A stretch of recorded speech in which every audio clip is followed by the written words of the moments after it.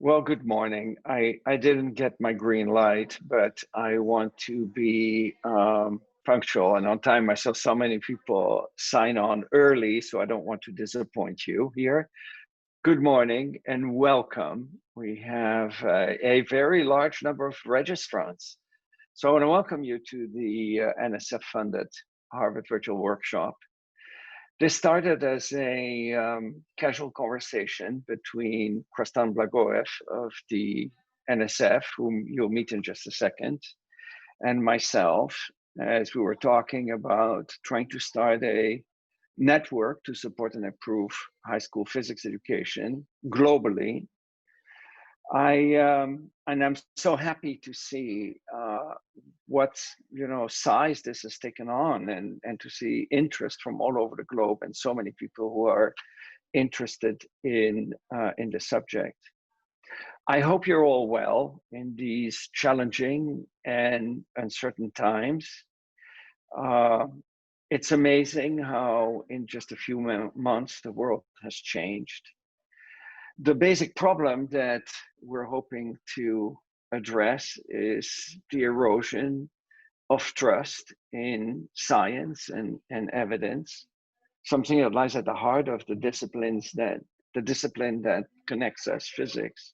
And it's kind of ironic because we live in a time of increased dependence on technology, and it's undeniable that technology has changed society and changed our ability to connect with each other, to improve the quality of life in many ways.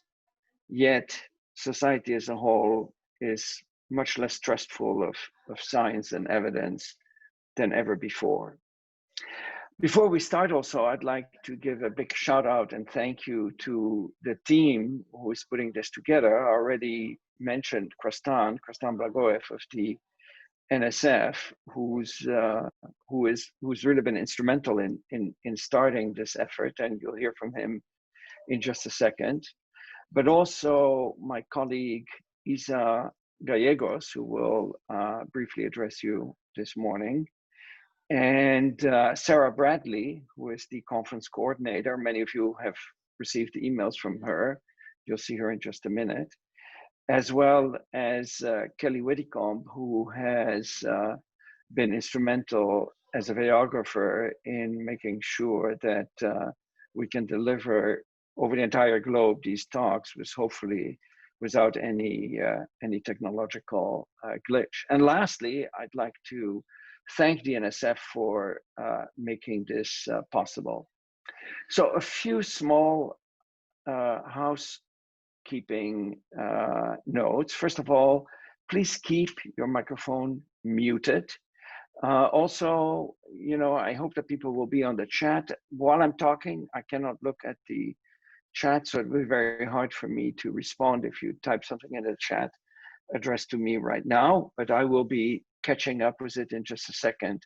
And if anybody needs any help from me, I will address that as soon as somebody else speaks and I can free up my brain to look at the chat. Also, as one of the main goals of this workshop is really to create a community, and I'm all about creating communities, a community that will exist beyond this workshop. Please make sure that you connect to Slack. I'll put the link in the chat. If you haven't yet done so, Slack has a very convenient app which you can run on your smartphone, but you can also access it through a web-based interface, either one. It's not very complicated. It's a great way, and it's much more efficient than email. My email currently is completely backlogged, so if you want to get my attention, Slack is probably the best way, and one of the best way of doing this asynchronously. So I really hope you will enjoy this meeting and enjoy getting to know each other. We'll start with that getting to know each other in just a second.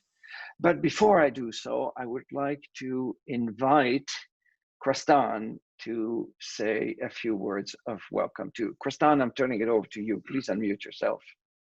Thanks, Eric. Welcome, everyone.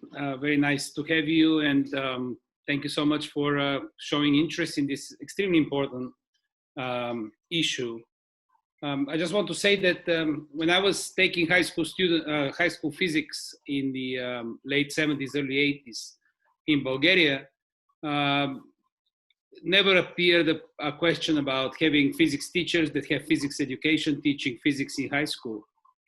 And for years, I haven't paid attention to this question, but last year, I was in Bulgaria and I talked to a lot of colleagues of mine, and I discovered that what's happening there is that less and less people want to be school teachers in physics, and schools are trying to start adapting a new system, which is basically giving the students the opportunity to choose whether they want to take physics or not. And if they don't, then these high schools drop physics.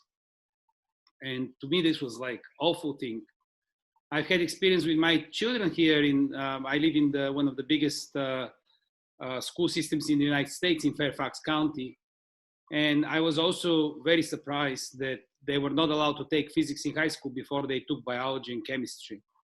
And I think that this also was very different from my experiences in high school.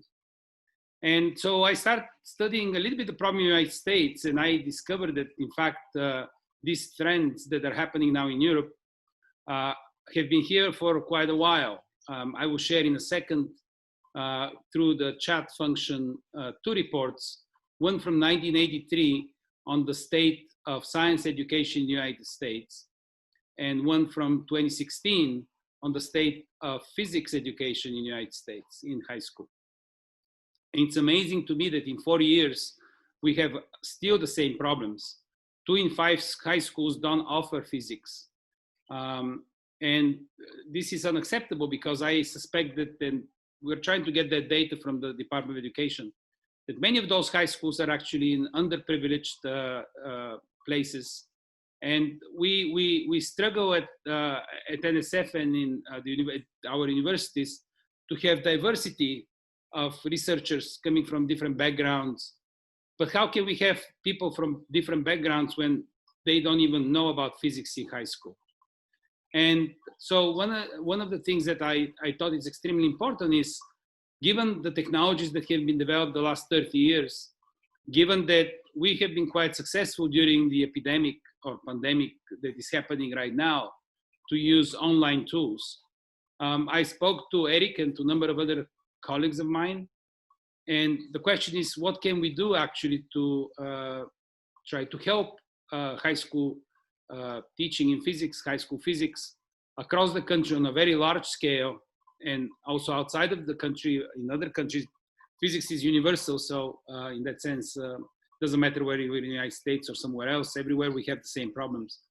And so how can we do that? And so this workshop, which will be followed by one in person, one of the questions will be, how can we create a global network to support physics teaching across the globe?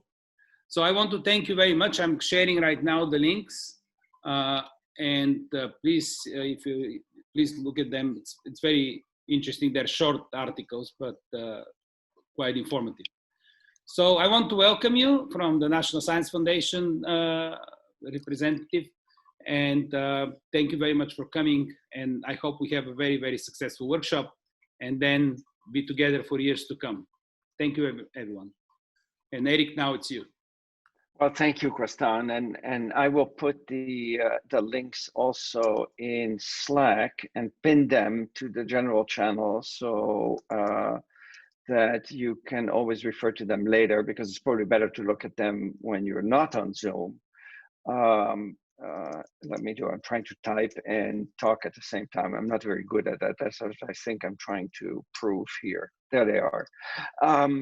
So again, please do join Slack. I'll put the link to so that you can have one-click joining of Slack in the chat, and then you'll find there the 2 reports that Krastan just shared. So thank you again, Krastan.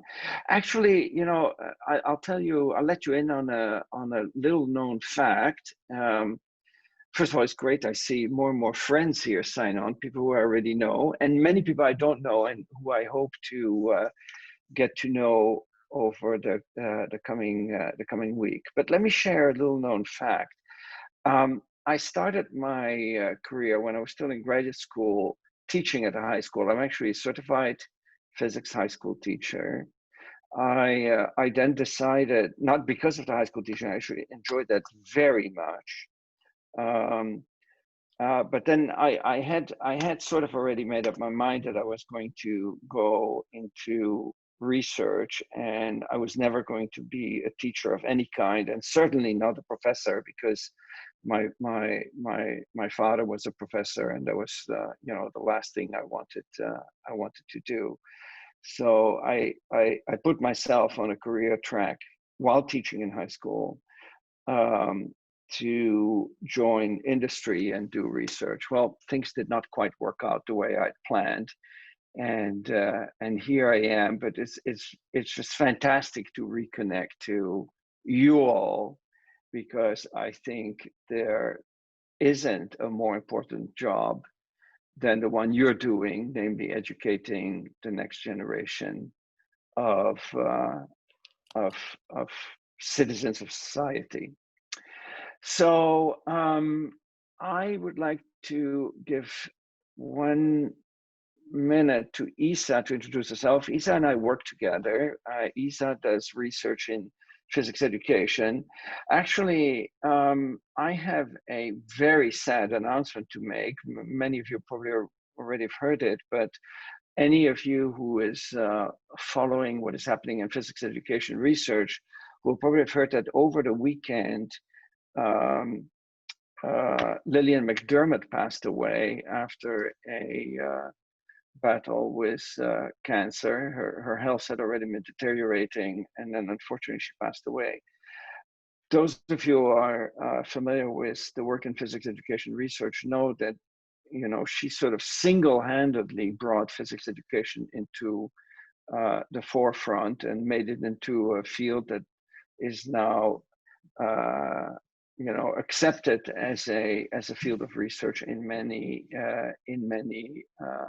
physics departments. So this is a major loss, but we'll continue to carry the torch and recognize Lillian for all that she's brought to physics education research. So the next generation of physics education researchers is represented by Isa here at this conference. So Isa, I'm going to turn it over to you. Thank you, Eric. Good morning, everyone, and welcome. My name is Isaura Gallegos, and I am a doctoral student at the Harvard Graduate School of Education. I'll keep my comments brief since we have a lot of work today and a lot of exciting talks. But I want to echo 2 points made both by Eric and Krastan. So the first is community, and the second is diversity, access, and equity. Those are all things that I care about deeply, and specifically I investigate collaborative teamwork in the undergraduate classroom. And so I'm introducing myself to give you a little bit of background and context, but I really want to focus on community, and I hope to talk to many of you either via Zoom or the different breakout sessions and in Slack. So with that, I just want to say again, thank you for being here, and I'm very, very excited for this week and to learn from all of you. Turn it back to Eric. Thank you, Isa. I also want to give Sarah, who is the conference organizer, a moment in case I forgot to introduce herself, so we can attach a face to the name, and also to let us know if there are any organizational matters that I should have said but failed to notice. Sarah, are you there?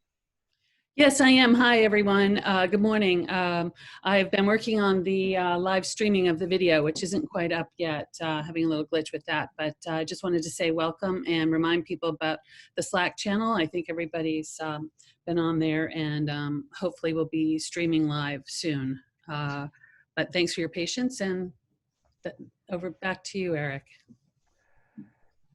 Thank you so much. Okay, so here's what I suggest we do. We don't have that much time because we're supposed to start the program in 2 minutes, but I thought, rather than sitting here with all the faces in front of you and not knowing each other well, we'd have 2 or so. I hoped for 3, but I think we'll do 2, and maybe we'll do a few more later. Lightning rounds where I will put people in breakout rooms with 2. So you'll be with 2 others in breakout rooms where I'm going to request that you very briefly introduce yourself.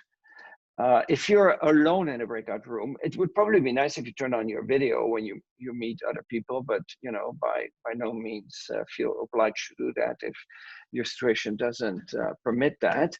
But introduce yourself to the 1 or 2 other people in your breakout room and describe one life-changing experience you had. So we'll do that for 3 minutes, come back into this room, and then we'll have another round.